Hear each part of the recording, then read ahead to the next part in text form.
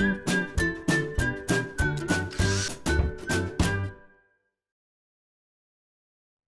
it's Steve. Today we'd like to show you how to change the drive motor on your dryer, and it's a really easy job. All we're going to need is a number 2 Phillips or posi drive stubby screwdriver. We'll need a 5/16 and a 1/4 inch nut driver and a large flat blade screwdriver. We'll also require a pair of needle nose pliers, a pair of wire strippers and crimpers, and a pair of snap ring pliers. Lastly, we'll need a 3/16 Allen key and a small hammer. Let me show you how we do it. Now, the first step in this repair will be to disconnect power to the dryer. So if it has a cord on it, simply unplug it. And if it's a hardwired dryer, you'll need to locate the electrical panel and turn off the appropriate breaker or remove the appropriate fuses.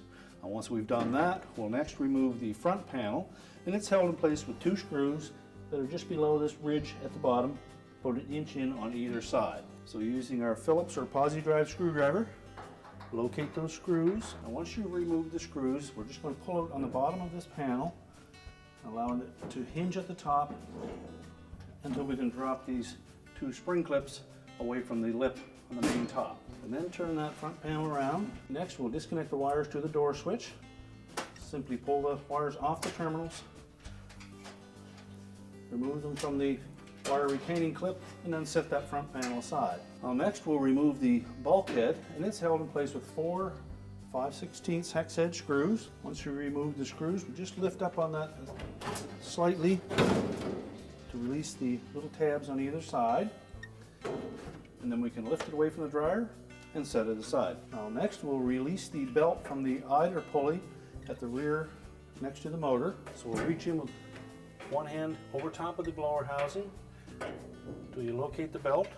And once you've located the idler, we're just going to push that towards the left side, stretch the spring, release tension on the belt, and then we can roll the belt off of the idler and the drive motor. And that will allow us to pull the drum completely out, and we'll set it aside. Remove the belt. Then next we're going to remove this cover on the blower housing. So using our 1/4 inch nut driver, remove all of the screws. And there's also a metal tab that attaches to the base, and that's held in place with a 5/16 screw. We'll need to remove that. And then you can lift that up a bit to access that final screw on the bottom. And then simply remove the blower housing cover and just let that sit aside. Now next we'll need to remove the blower wheel itself, and it's held in place with a spring type clamp and a snap ring. So we'll take our snap ring pliers, locate the holes in the snap ring, and just spread that enough to remove it from the shaft. Set it aside. Take your needle nose pliers and compress that spring clamp enough to remove that.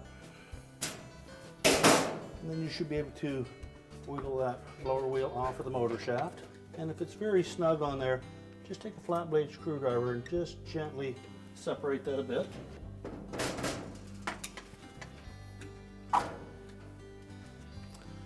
You should also inspect that hub on that blower wheel. It should have a D shape to it, and if it's rounded out some, you'll need to replace that as well.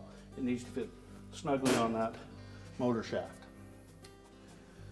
Now with the blower wheel out of the way, you can then locate 3 more 5/16 screws. These secure that back side of the blower housing to the front of the motor. So remove the 3 screws, set them aside. We'll then separate it from the exhaust tube. So just hold on to that 4-inch exhaust and make sure that we don't pull it away from the wall, and then remove the blower housing. Set that aside. Now next we'll take the motor and motor mount off of the frame so we can set it out and do the exchange on it. First we'll disconnect the spring from the idler pulley. Simply unhook it. Then there are 2 5/16 screws on the right hand side of the base of that motor mount. We need to remove those, then we can pull the motor towards the center and lift it away so that we can access the wire terminals. So next we're going to remove these 2 5/16 screws, and then just carefully pull that motor towards the middle to disengage the tabs on the base.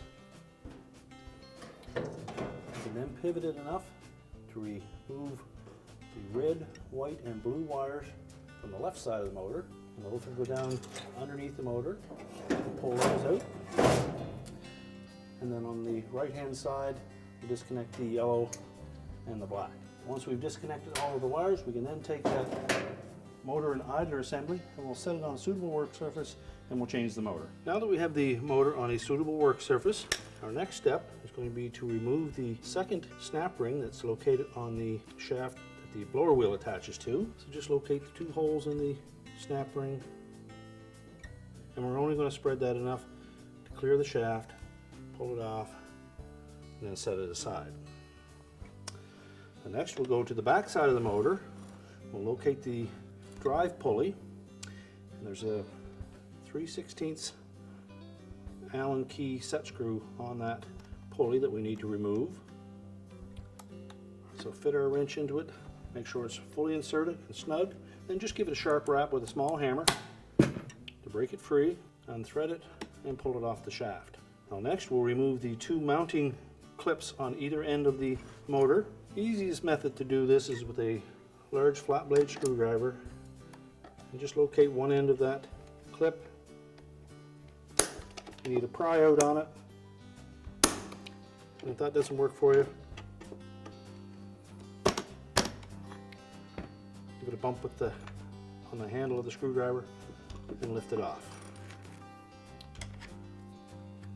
Do the same on the front side, and then just set those aside. We can then lift the motor out of the motor mount, and we can discard the old motor. And while we have that off, we'll take that opportunity to clean any lint and dirt that may have accumulated on that motor base. Now that we've cleaned that motor mount up, we'll insert the new motor onto that mount. So we're just going to place it so that these rubber end pieces fit on the ends of the frame, and then we're going to rotate that because our drum will fit in this portion. We want to make sure that we basically have the arm upright, our switch off to the left side as we're facing it from the front. And if in doubt, just check with the instructions that are packed with the motor kit. Next we'll reinstall the clamps. We're just going to hook those onto one side, center it on that rubber mount, take our flat blade screwdriver, and then just give it a slight little bump to hook the opposite side. Do the same on the front.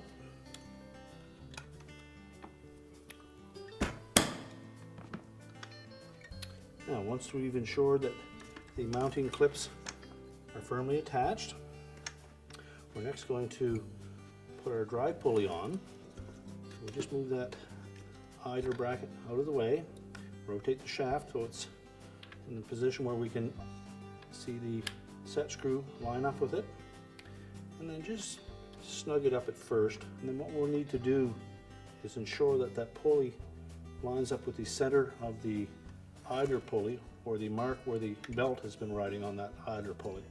So just eye that up.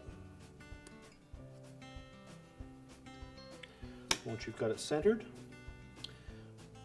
we'll then tighten that set screw securely, and we'll give it a tap with our hammer just to make sure that it's set properly. Double check it. Now before we put the motor back into the dryer, we'll want to make sure that we have some lubrication across the back of that dryer motor frame, because the idler pulley will slide on that and it needs to slide freely. Once we've determined that, we can go ahead and put the motor back into the dryer. Now one of the things that we need to do with the new motor is to install that E-ring on the shaft. So again, we're just going to spread that enough to clear the shaft, slide it down, and make sure that it locks into place. That keeps the blower wheel from going back too far. Now we'll also need to remove this little jumper wire. So using our pliers, we'll pull it off the overload protector and off the switch and discard it. Now next we'll need to follow the instructions that came with that motor kit to determine where our wires are going to be connected to the new switch, and also which ones will need to have the 1/4 inch terminals cut off and replaced with the supplied 1/8 inch terminals. Now on this particular model, we're going to have to cut both the yellow and the red wire and remove those 1/4 inch terminals, and put on the 1/8 inch ones. So using our cutter and crimpers, we'll just snip those off close to the terminal.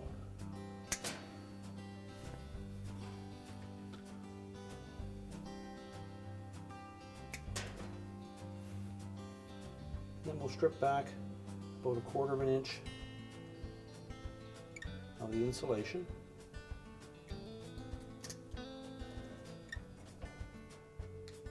Make sure we didn't cut any of the copper, and just give them a little twist.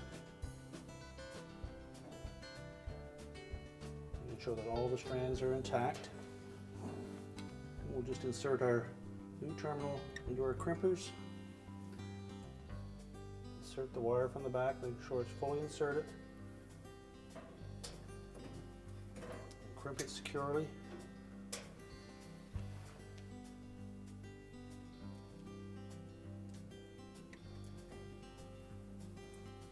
Now that we have our wires prepared to connect to the motor, we'll take note of where the terminals are located on the new switch. And then we're going to set that motor into the dryer. And we'll feed the yellow and black wires as before. They will come up on the right hand side of the motor, and the other 3 wires will go below the motor and up on the left side. Now, following the diagram that's supplied with the motor kit, we'll install the wires accordingly. The white or gray wire will go directly to the terminal on the overload, where we'll remove that little short jumper wire. Now, once we have those all firmly attached, we're going to locate this tab on the motor frame into the opening on the dryer base. Once that's lined up, just push that over to the left, and that should line up the 2 mounting screw holes. We'll just reattach those retaining screws, and we'll tighten those securely. We'll also reconnect the spring to the idler pulley.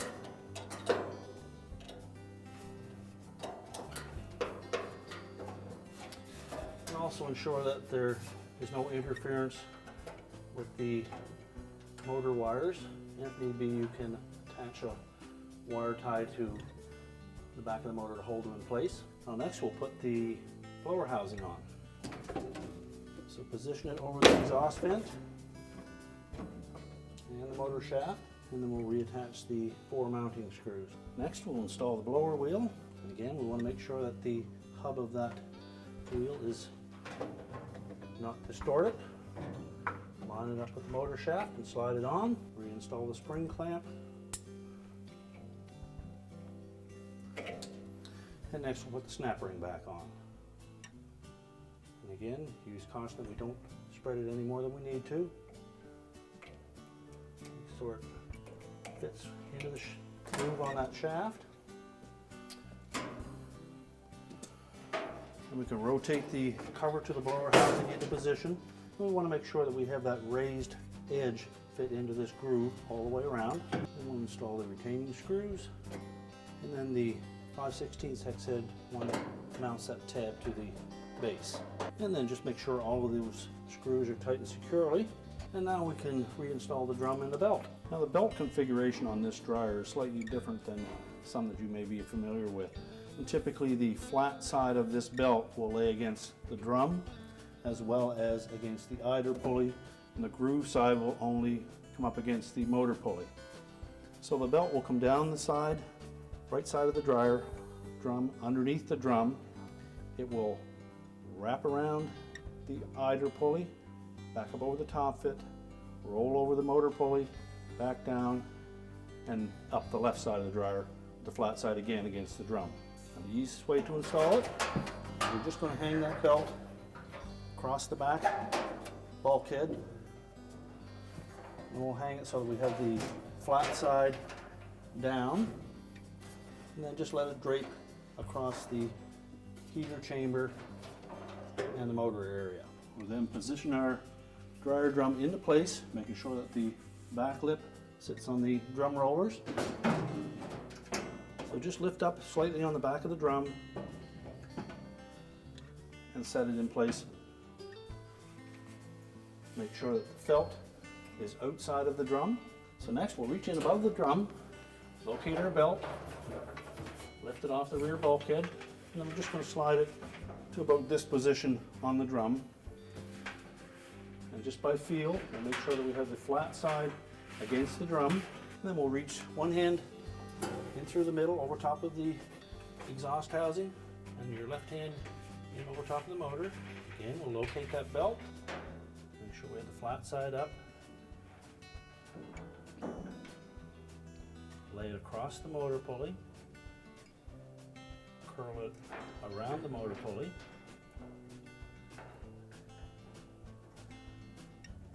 tuck it in underneath that fork on the eider. I'm going to pull that eider over to the left.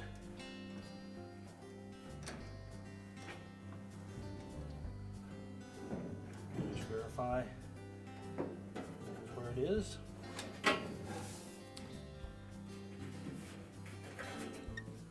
And then rotate. Just do so slowly at first. And you should see the blower wheel rotating. And then reach in on top of the drum and just verify that the groove side is facing up, flat side is against the drum, and that the belt is about 1.5 inches in front of this back rib.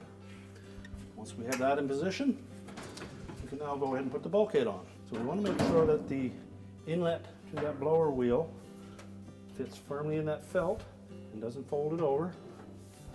And just tuck that in first.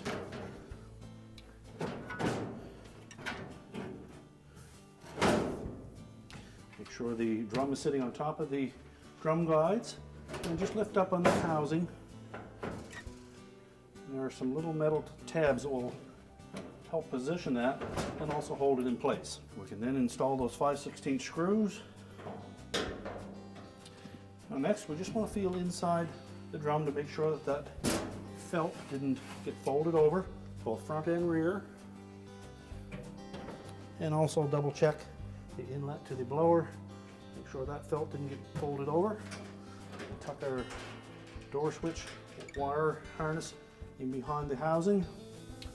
Pull our front panel around, reconnect the wires to the door switch, secure them in the little clip at the top, and just rotate that panel into position. And then we're going to engage these 2 spring clips at the top with 2 little notches on the top panel.